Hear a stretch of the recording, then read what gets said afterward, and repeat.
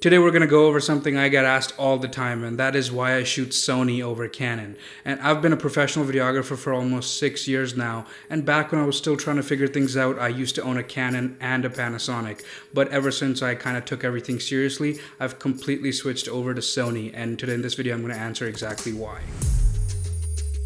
I'm someone who likes to do a lot of research before buying anything, and especially these cameras are so expensive and you want to make sure your money's going in the right place. And back in 2017 when I was buying my first camera, it had become abundantly clear that mirrorless technology was the way to go. And Sony's name just kept popping up because I believe they had been making mirrorless cameras at that point for 5-6 years, since 2010, 2011 I believe.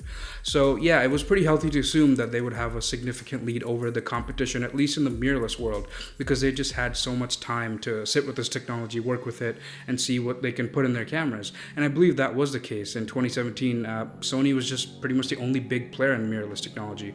Now in 2023, you have other players coming in, but I believe still to this day, Sony has a significant edge with what they can fit in a small form factor, which I really appreciate. Video capabilities also had a major part to play in my decision. I'm a videographer by trade, so I mostly tend to ignore all the photo specs. I don't care if a camera is 20 megapixels or 100 megapixels. It makes no difference to me whatsoever. So when I was looking at a camera, it just always seemed to me like Sony was making video focused cameras that could also shoot photos, and Canon was doing the exact opposite. They were making photography cameras that could also do video.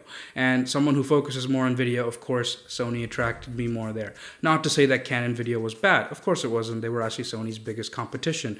But it just felt like an afterthought a little bit. A very good afterthought, still an afterthought. With the world moving more towards video, it just felt like Canon was getting left behind because they were not an early adopter for mirrorless, and they were making more photo-based cameras. Of course, now with the RF mount, that's changed significantly, but Sony still has so many more cameras because they've been doing it for so long.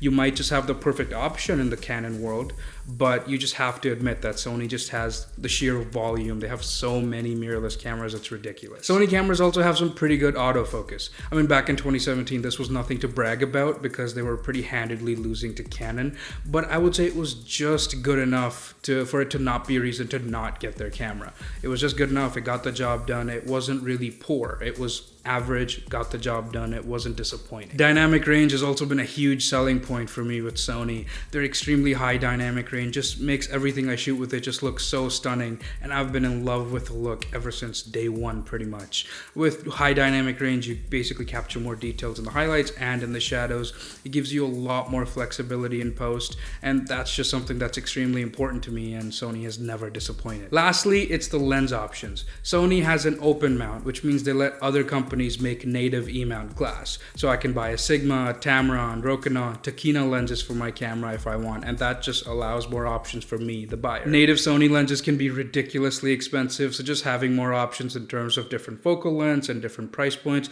is nice, and just having more competition in the space is always good for the buyer. Of course, all of this is not to say that Canon is a bad company or their cameras suck. Of course not. I think they're a great company, and as a Sony owner, Canon has had a lot of things that I've been jealous of for a long period of time. For example, like the flip screen, touchscreen menus, better autofocus, better color science, and just better ergonomics of the camera. There's plenty more. Some of these things, it just took Sony a painfully long amount of time to fix, and others, they just still haven't. And at the end of the day, personal preference is also a thing, and it's important to find a camera that does the job for you. My goal for this video was to basically give you a little bit of an insight as to what went through my mind when I was thinking of buying a Sony. If you're in the market to buy a new camera, whether that be Sony, Canon, or any of the other companies, I just hope that this video gave you a little bit of an inside look as to what it's like being a Sony owner. I mean, today I think it's a great place to be, but I hope this video helped you make a decision. If it did, don't forget to leave it a like, subscribe for more videos like this, and I'll see you guys next time.